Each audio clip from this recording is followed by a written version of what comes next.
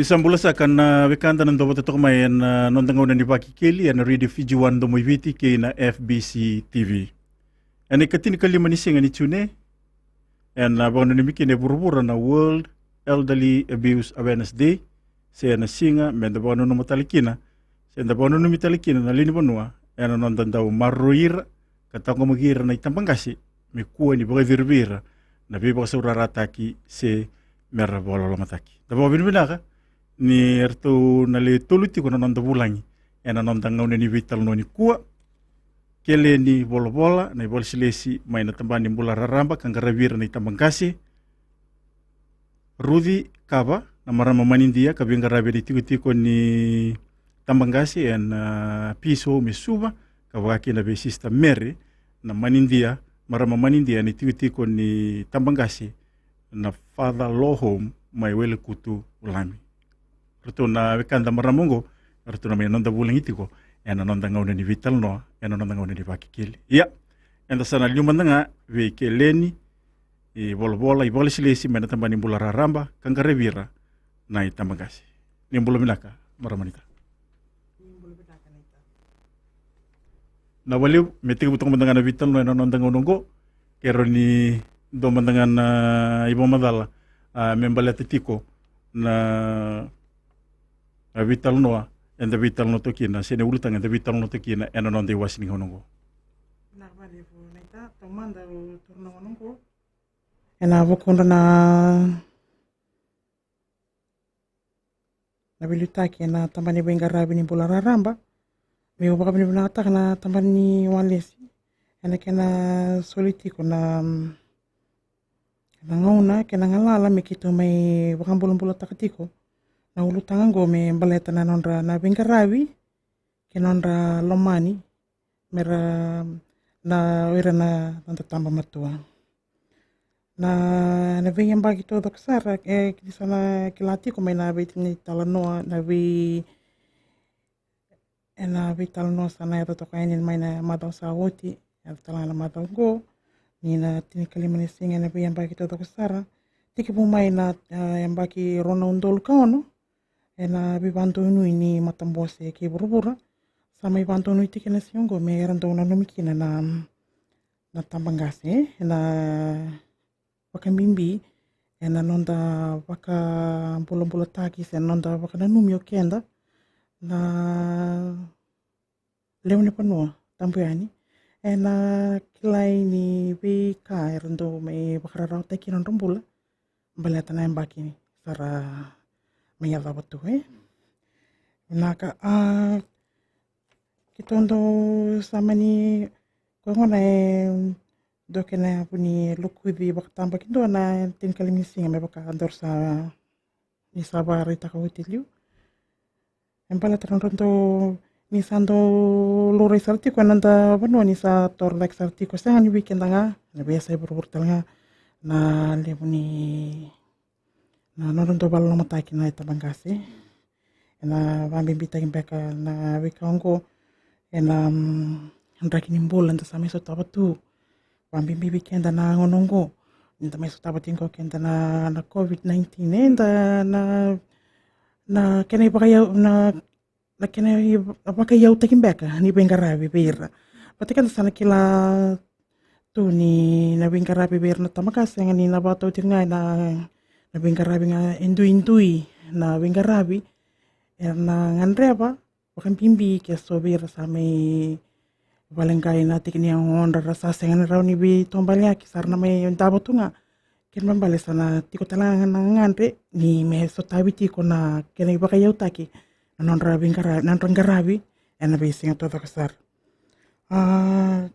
kung ano sa may esenga tiko ni ulutanga po na ulutanga go balata ni kanggo bakaw sabar tagaw teliu senga ni so iti ko nga ibiti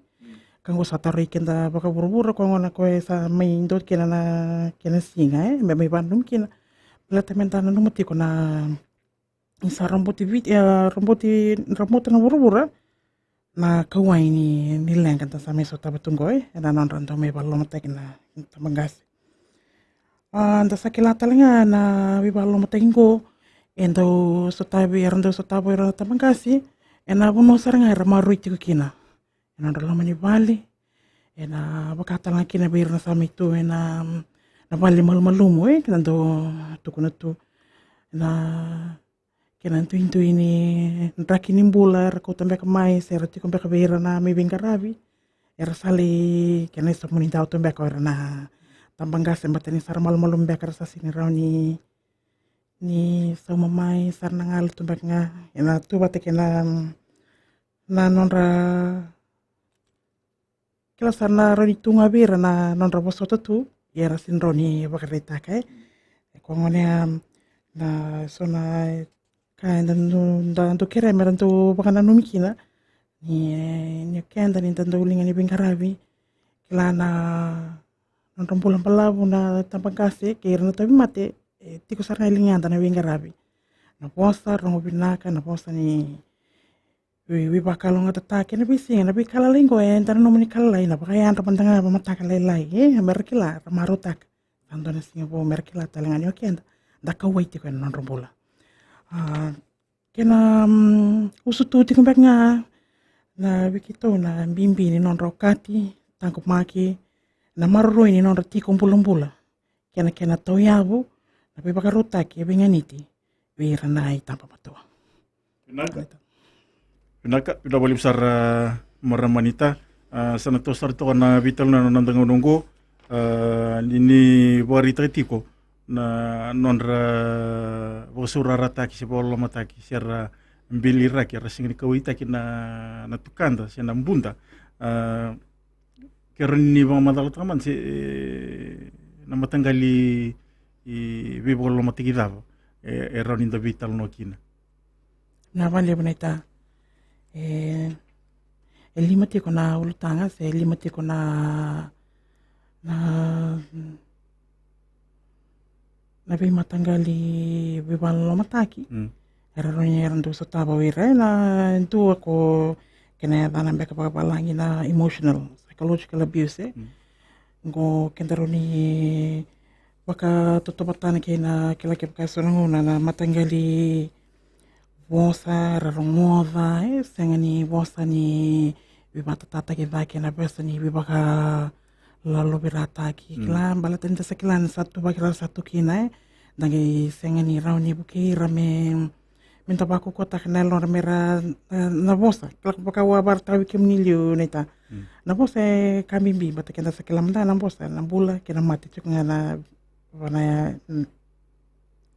nayami kena kanda wasia bir na Wasia tamata kambu. iya bola sar Libo so teo maramanita dari bina benan doma dana tengo lagalak ni beri na gaiba kurita li tengo vital no ya na ngono borutaki nonda ngauna ni baki keli na radio Fiji wana ndo moibiti kay na FBC TV.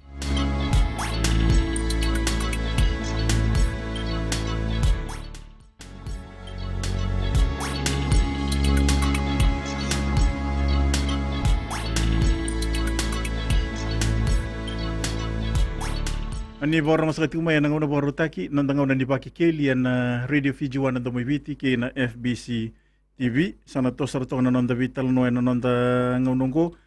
ni beranga ni toso na vital no dari bina kami sana pampulo mantanga vi maramatili rudi kaba marama kabinga rabi manindia na itu ko ni tambangasi na PSO esuba uli bina maramatili Nagatai, mabay binantakan isul na ngauna. Dusulit ko na FBC na platform ko may kito may baytep te kito kina. Na kena may ito raki bekian dan lebih fiti barraw na kabi na kanikua. Na kabi baleta na non na kena sangati. May valuti no to walal mataki na itamangas. Pinaka na wali besar maramatili besar na tos mantanga vi maramanita keleni bola main ministeri ni Bulararamba garabira na itambangasi ni sabarita tiko na bi matanggali lenga rasota kaya ng gasi non rapalo mataki si posura rataki kaya ni baku dital mandar mani pamadal una valevo dalo sare de kaya aturan night na namatay ni ulutanga so darore de tiko na emotional abuse ka daron ito ko na ni irarongoa me weekend e sona bosa ni bimbilingi se na sona itobo e sengani winganiti se sengani nda embatambatambe kana nonda lolo makibira na tambangase ena nonda samera batuna ambakingo na sala bata tikumbeka kena kila nonda na bakalieira sona ngone rando sanda enda sabakai mata tu weekend me tu bagi tu nimbula mendando redir na ke bakai sarata wir tu sanda erna ngone sarakali oh kaya lielie tu ke bakai mandanga sengani lielie da wir tu nga sami ya endona sala era mai baka lamataki kina era na tamagase ndo tale ke turuni barata ka bikimni na barata ng baka na neglect ya turanga night na senga ni sotay ni nonra ngangandre ni na itambangase baka na nyuken dekila ni ndona tamata tambe ni tuna no tangangandre mentambuliki na baka na kana mentakania na kena ngona na wai mentangono na wale mentatiukina ko ngono ko ke baka antasare sa sona tamaga sar tu itu tumba sarambiling itu menu ramat balde sa nabika baka ngo sa sengni soli na kendre na kenangona so mantanga era tu nan rolamoni inde bibale era sengni bakani se soli bir na kaka na kata se na vanua mera ndabu kina se bisa non risulu nabika to ngo ke baka mantanga itu ko na lomoni bale mai na kena ke baka rasa ndabu tu me baka nangeroni ba matala kina ba malu kutu kaningo kiranda tu ra baka dai patumbek na neglect ra talani tu kuni ke baka rasenga ni beso taki ena kena ngona na non risulu ke baka sa nondon mi bisau sarai de rambi tu nga rasusu tu mama tali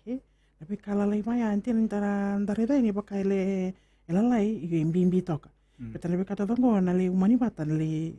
sudah tali biko na tambana turanga tambanga sengo na tabi mati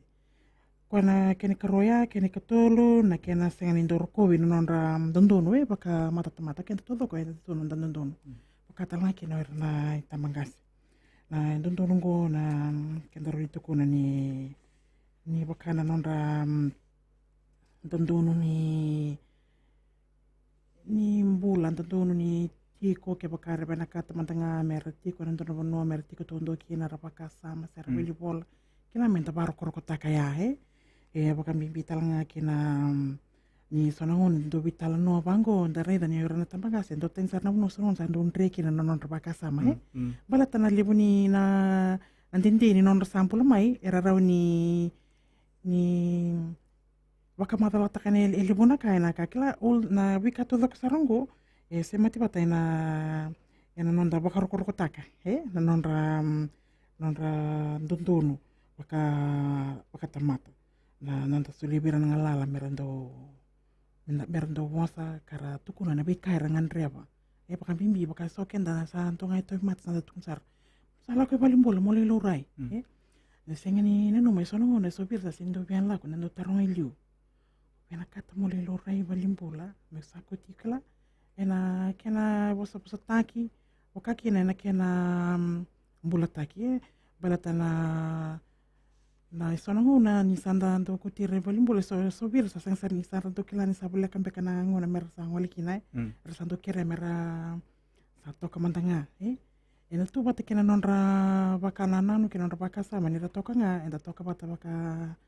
biokani baka mata bobale baka rauni nda bi wasita tale sona kani sember nole isonango na ralitu na balimbola ronda tu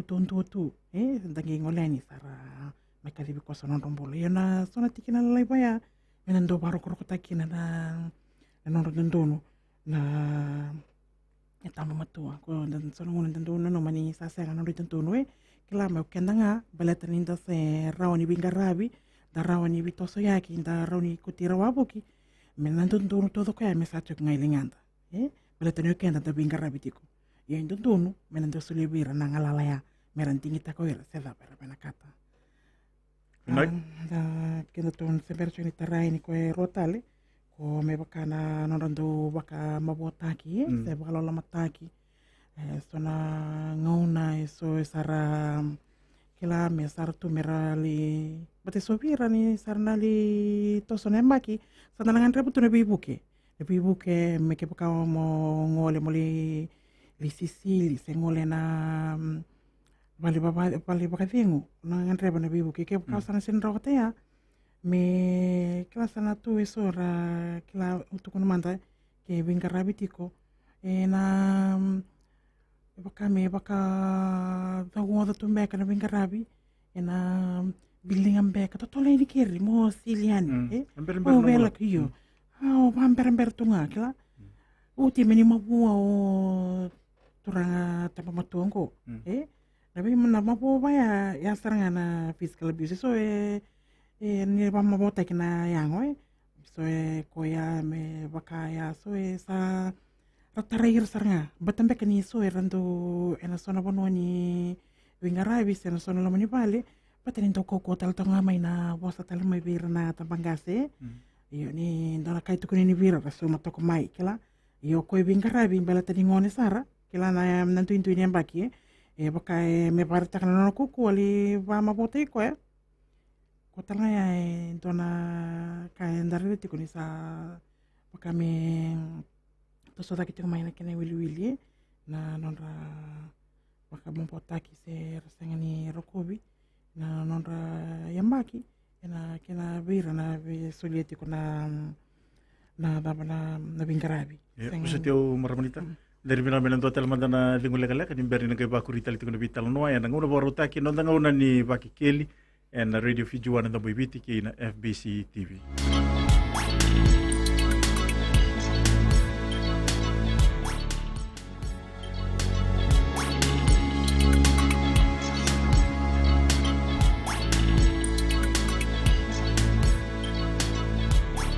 Nonda ngauna tiku ni baki keli na radio Fiji One na WBT ki na FBC TV rome nonda bulang tiku keli ni bola ibola sila isi mani tambani bula raramba kang karabir na itamangkasi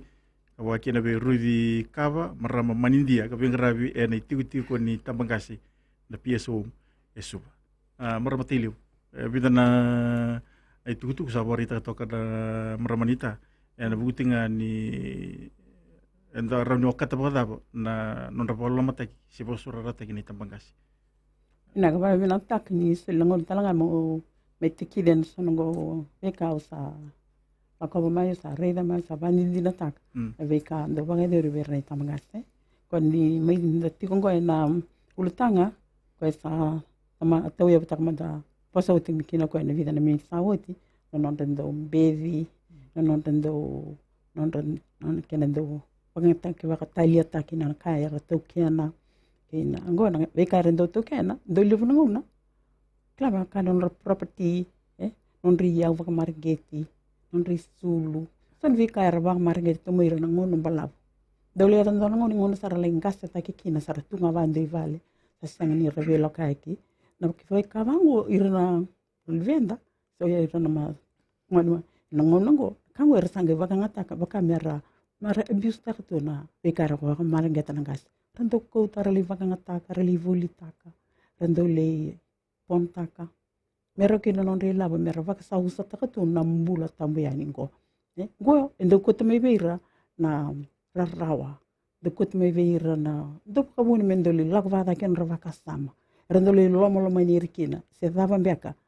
adava adava era baka edora me baka edur tu kin virsa nei to bata kili vango kabuna tu me o kata tu non rambula nambula ni sama pakai renang ni sama mule dava nambula ni vesus ara ta kavo renang gas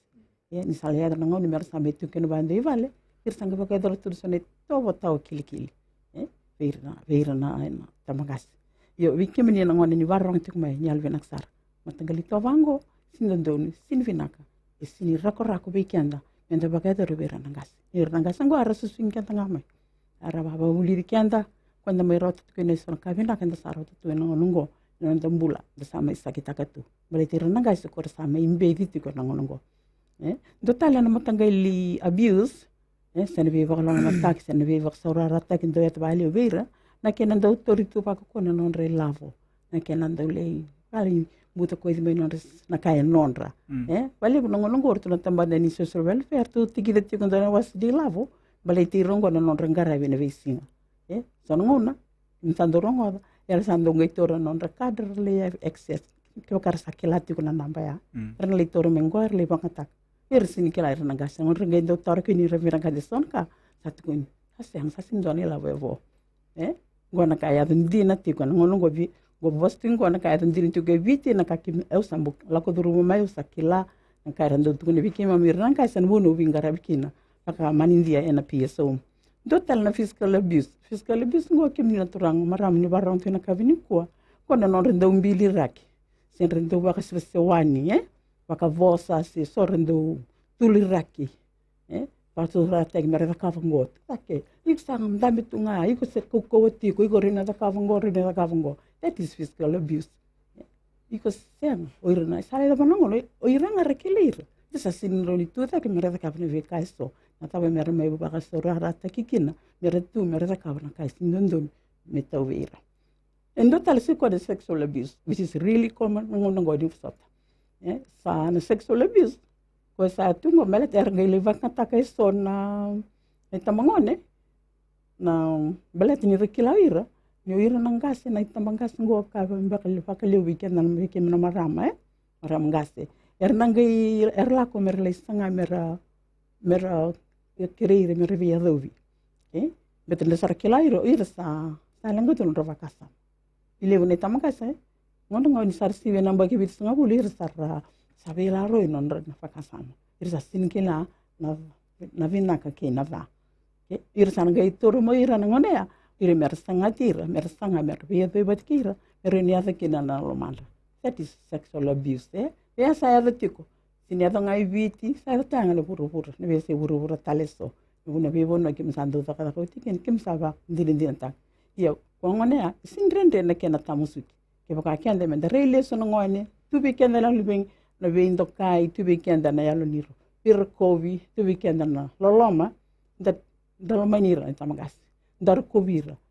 da kakunim bevi da baka da lo soni to ba tawkil kili vango ya mai baka tawang ta non rembula na bonni non rembula savo na ndo ngam na ndo release io na veka ke vengo ke baka dir tu gobierno gas kenda na rei da lesu tale dai to bonni e vetu beru baka lotu do vaka weekend ke baka yali na kalo ina ndo na matu wale se ndo na yalo ngona kai na rin vaka dorti pinaka naka rawali besar na ibu modal kimini sa biung karabi pandin deto kan itiko ni tambangas ni na sotapu to ka sona mbol ena ngona ni biung karabi ni bukarita bo itiko kini tutuku non rando bo surara taki se bolo mataki na itambangas na matanggali alo bala itu tarai kemuni na ndo biung karabi muni kukumbi to kina se muni tuturi to kina na bugun muni biung karabi vinang tarvalu tai na kenda na ndo biung karabi kini barang tigo na turang na marama isa lakabuti sa na korinbuli ni bebarotaki leta non ngarabi na tamangase kenda san dondoni mendana kila sa how we treat this category. Yo ira na tamangase ninda sama biung karabi me sanda lava to me kena kial na alvinaka. Na alvinaka me tigo vi kono vesan kersar. Tato na kana musinga na vesinga wana kalo. Na kalo na sa TV ko na kalo na silevi ko na yalo mo na vinga rabi kina onda tukune bira nungu tamata kaka yar vinga rabi na nungu tambana wakati ko iko mendua na marama se turanga tambiani mai da kaka ike wakati ko iko endua o kalong ngata take me bira na kina botaleso peta na vinga rabi ngo na vinga rabi na vika vivi ni kalo na nantambula kena nda fakalo ngata take ni dangara bira na gasingo pitira ngora sa malum irang gora sabar ni saranga weekend kenda sanda tamanda ta tinanda ta non rendoni be kakede mai na ngone ya me da bono ngone ersa na elian kina kimem do tare kimem bo kelib san ngona isara la ko me nanga sara mai biu mermei mi kimem me ngaravira sara mai bitu na home same ta kana kenda bi pindini de nasi bi balai bata keira na be kanda me mi kimem na len mi ngarav tina kimem sa ba hala ta kana kimem da kavango iya nakahangai bakalalom de balalam bikime mikim gain daud nana makitu sama meren ada ngone men dandu meren tulis mai at least menangan ngone ni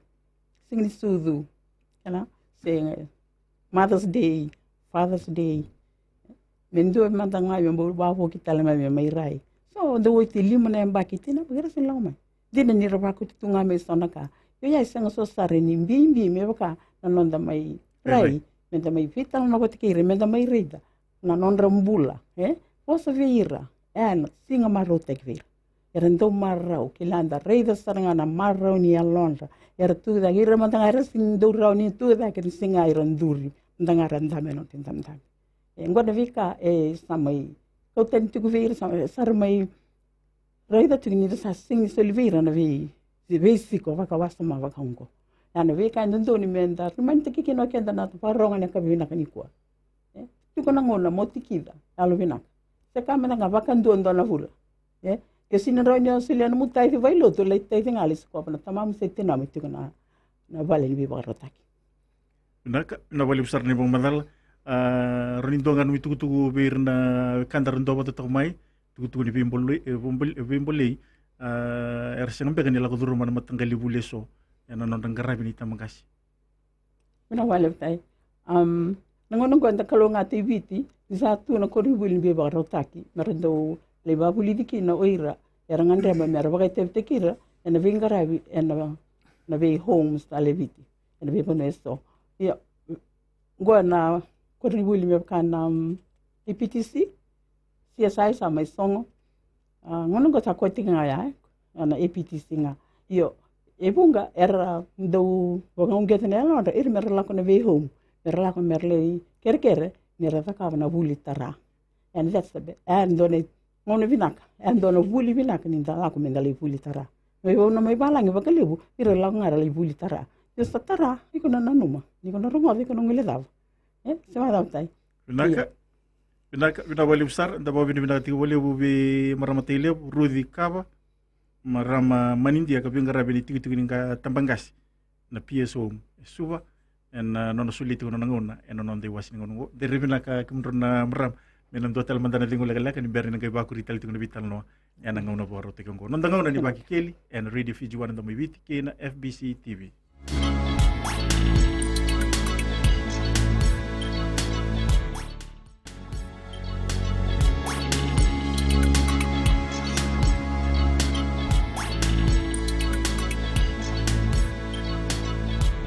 non ngawna tingo ni baki keli en radio Fiji wan ndamo witi ke na FBC TV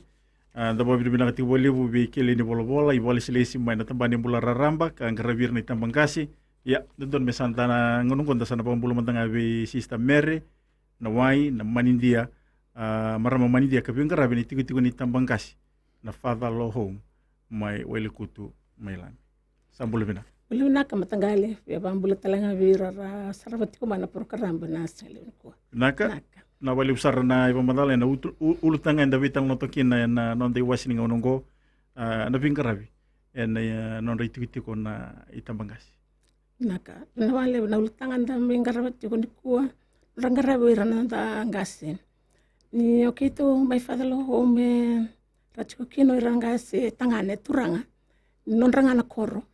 sendi non rana marama ya ningkuwa era sama itiko talanga kino rana marama ya na garawira nga satu yang metubi kenda na albusota kena loloma inda sini wa kila na kaina lagu cuma sana kandua wirna tu ragasi nyo kenda tu na binga rabi nga metubi na kenda tu na loloma me malum indona sana me kauko me indona sana naka okila ni lebih boleh itu na nomro ibang badal na marama nro binga rabi na non ritu ko na itambangasi na itugu mbimbida bandro na bia oni na bia bande atakati uberno ekanda erndo bata to mena nontango nungo bombimbi bir son bekanda ersa sangat kumbe kamera sambili raki serba lo mataki na itambangasi antara ngoto to kana bidan na singa sauti non sabari itu na tambani bular raramba na kena sama itaru bitu na ibola kere na kena sak vingomiti ko na kere na buku ni nonra sasanga itu mersa to kita kina itambangasi mai bali kina itiko ni bibo rotaki. Inaka. Iranangasi tu talangan on reitabi. Ngonangoni ko anda sambil rakira tuhan mersala ko na home. Yo iranangasi ngo itu non reitabi. Dabana numa bira non reitabi le sai ko na masu. Ni irango era sabe tartartunga ke na turanga na besinga. Sa sengan talendo na kaira sa nadakawa. Simrala ko ike na songongo sa seng. Sa tunga banto ko o ira.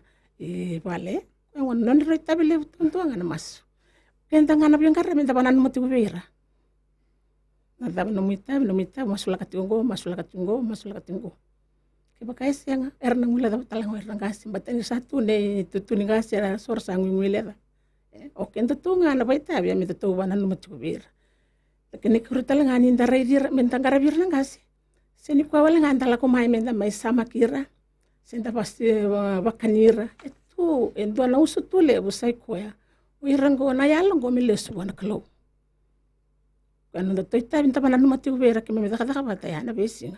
Narangkarapti ko rangkasim ko na numati wanalong ko misuha bon kulo. Kaya kaya ngay inda sengan kaya kaya dore. Sa tawa yang awal nga nunda mesama kira bakanirit ko ni bisinga. Nak na wali usar na ibu madala sistem mere na wai. Kinto tali tu bimbi ni biya bakan dia tak tinggal bir na wikanda rento bata tak mananon tang ngungo. Ukira nga weekend na weekend do na sarap dala ko na program go na di tabi kede. Nangarabir na kasi. Senyo kay maminga na tiwan home. Oira talenga na bubale. Non retabi akito sa meda ka tiwan home. Non de tabi kede. Se ko meda da koni bil rakira. Tabana anda na numati ko irongo na suitu nindu ana mata bubale. Ke saya liu takena. Saya ni babu buli ko andando toro tu mai liu ko na mera bengar merantau be buli itu na na kaba banua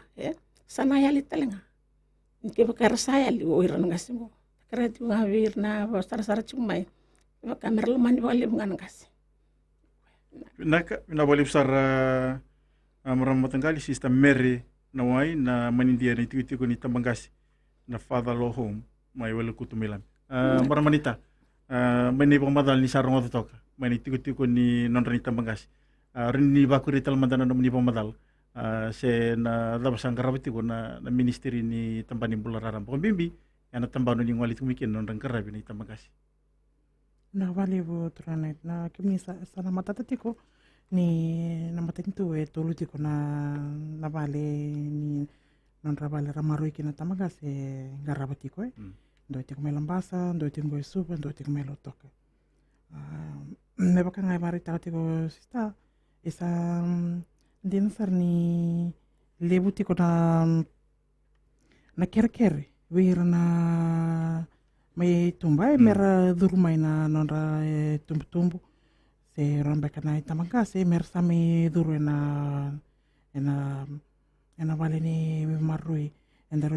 tu rambe ka bir na itamagase na tukutunga baka ni sabari tati ko na ngonongoe sami songoti ko na ese songo to kana bibu kingo se na bin karabin ko ni bala tempe kana bulan tanto no makatingo ni kena tatong makinga na ko video kena karota le na to makinga ni na pakatutunga ni matintu bala tani na tamban ni na kena bakana nanunga ni irna bakanga sa pare teketal tengaro na nongoleo ni tokani na kabindai ni na vinkarabi o kenda minda kuni na nungule da bira ni sara mai ingasi na non dei tabi o kenda na ngone o kenda tamboyani na vinkarabi minda kuni mai bakada wo da tekira na ngona sara mai da kena bolongo me non dei tabi ti ko kenda matai ustu non da vinkarabi ni non da bolene bise minda bala na numuti ko bira na lupenda nabi kanggo patana kato dong anda takapati kunggo nabi kanggo na takapata nabi kender na lubenta kipal bali mentan tu pos babi nakabi ranongonongo na maru ira babi nakabat kenta babuli diranga nangon na may muri lebu kita orang abeti ko lebu na kisaran tu ngole may randa mitu ko ni sandu kay banga kay pamalu ang kay tulur ay iram beka na ni rantu nangon beka nangon ni may kinaw nangon sa mayatang ko merabing karabi Rando dambe kabir nri tumbu yes ni yo kenta na tamate ndo ni menando kua ni so ni wakanana no wakawea me tanto tunga ina nta wakasama ni sa me yada me weekend sa rea yada buerna ndona mbaki o kenda sanda tu me vinga rabi ia me tana numa na linga kua su kenda na ona ndangona Bina bali besar maramanita. Bina bali besar Sister Mary. Na nomoni mai bulang iti kana ndanga unongko. Dari bina menan total mandana lingo legalek. Ni berni nangai pada bari tinga vital no. Ya nanga una boro taki ungo ndanga una ni baki keli. En Radio Fiji One ndo mai viti ke na FBC TV.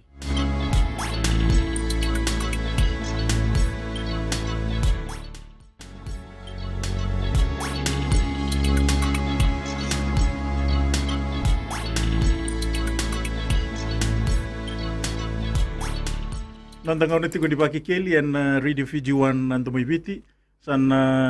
may wada bari tunga na bitang no nandang unongko marama anita keli ni bol ibol silisi main tambani ni bola raramba ngarabir ni tamangkasi kaya bagay tigo teleson itu ni nabi ba kuria and ibo madal enda sarong ato kana nandang ni bital no. Binakabali bu o bena no mutinga beba na no mutinga ni bitiraramba ni berna tamanga sera buke tal tinga ba nito bibuke ni ada ni tinga na social pension scheme ko rando torti ko endona raunan dola ena bibula wakakina na bus fare concession ko rando torti ko na ngona mbaki ni bolando torni basotiao na bana bus fare concession tege buna mbaki on sambulu lakadaki nandona bula endo badru mitiko rosa bulandola panondra bas fekad me bukir non rabito seki kakina na social pension scheme na kilate ko ni na mbaki kito tiko bibu kitikina na mbaki ono sanga bulu kalima iyo na kito beba kana no matiknya bikimni na kilani same dati kongo na bulu chune dina salamen na ulutangan libu ni nonda may sota tiko na katini kalima ni singa balata nonda na kilala kena baka bulong taki may kilay may kakuha ni may umbitu yan may baka may tabira kitu may kuni kilay na baka may balata nonda do baka lolo mataki na itambang gase na itamba matuwa na nonda viti baka bimbi bayra na kilay ndo sara na wasilaylay korti ko na nito ena bale ni era may mararo ito kena libu ta kera tiko ni ena nonda be korkoro ena be bono todo saran te tukino kena ko ngone kitu be ngosuno tinga na nito tambada kena kena na numi na nonda maroroi nonda tango maki na nonda solibira ka wasibira na kai nonda bakan bimbi bakana nonda lavo same barita kitiko ya na nonra yaya na nonra yau maringgiti na wikara daka tamay na ngona sa kukukina may nanumitiko na nonra nondono baka tamata na bika tudok sa rito meron do lumani meron do may klas na kalalay baka na nonra kana na kinangona kitiko na singa mera kawi balimbula mer liluray mera luray na kinangona na bika tudok ngoe umani bata ni na bula pinaka endo na turanga semaramba tamba matua nanda vingarabi vira na bisinga todo sara usu tutu na lotu na loma pinaka ke na baka bimbi nanda na kena baka na numitiko weekend men nanda tau na kanda singa bewana kalo miliuta ikenda pelate seng soti ni bulan raw na vingarabi Istanga soti ni kenda ni tatamata nga na tubi kenda na rakin duindui na bula do Roma ke na rakin kita ni bula na tuki na nongonongo and so tabatu and na tutal nga bikenda so na bakay na bakatawa taka na kena talan rondo binaka na nonda bibuki se nonda bingarabi na songo iyo ke bakay na nui takatiko na nanda inui mena liutai keleti ko na bikato dango na sendo naka sarnge me gusto tu yani na bibuke ni matini tu etu membalati na tambangase bir na sangani kilatiko ko na piniseni solitiko bir na baki ono sabul kalima ngole takiani kakina na bondo na baki ono sabulu me na fomu era tu na bi balni polo ni ni tempat taka ni bula raramba na biasa iviti ni bola kina pero kaliweni nga kena bi katodok sarangan rebi kina me rambi batanga mai me roni me yada na bibuki indina ni nakilatel tinga na ngonongko se me songotu na kena pos tangi baka baka pertani na new applications balata na bulan na ngonan ta rumah tingko iyo sani wakata ota kena nomni na kalewa na mai bisa na may turawa si na kena nage may biusara na bulo July si okusita me sember ni bakan detektif baka na ngona nagiti butaliki na bengkarabi ko ni wastinga be bana no mataltinga ni wikem ni na saturi laborautiko en social pension scheme na sana tokon baka wikem ni so sa lay ko tambe ka mai na no ni tikni pepa romo na dana tikon baka na recertification na baka na numitikanya baka bimbi bikim ni talana bingarabi me na baka liwini may na fomu ka pasu kay lius talaman ito bola me sembera na katulus sa buni chuni bati kaya baka sana si bieto ka na tikini siya sana raw to ka ni bebate ko ito ka na kaya na monitor labo hindi na ni na baka mento na utang abuti ko bikito na